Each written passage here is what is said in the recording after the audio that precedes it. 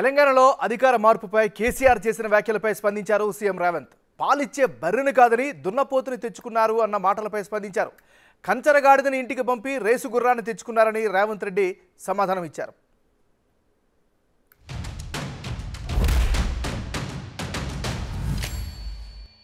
మీకేం కోపం వచ్చిందో, ఏం భ్రమల పడ్డారో, పాలిచ్చే బర్రెను ఆయన అమ్మేసి దున్నపోతుని తెచ్చుకున్నారు. ఇక తర్వాత ఏం నడుతుందో 3వ నెల మీరు కళ్ళారా చూస్తున్నారు. పాలిచ్చే బర్రెనిచ్చి దున్నపోతుని తెచ్చుకున్నారని ఇవాళ శాసనసభలో అటెండర్ ఒక ఆయన ఎదురు పడ్డాడు. సార్ ఒక్క మాట అన్నాడు.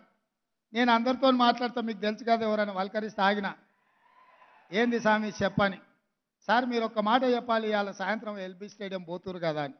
ఏం సంగతి చెప్పన్నా? ఏం లేదు సార్, మీరు చెప్పాల్సింది ఒకటే మాట, కంచర గాడిదని ఇంటికి పంపించి రేసు గుర్రాన్ని తెచ్చుకున్నారని మీరు చెప్పండి సార్ అన్నాడు.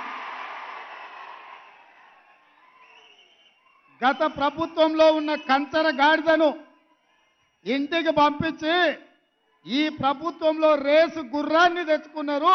ఏ రేసుకు పోయినా ఆ గుర్రానిదే గెలుపు.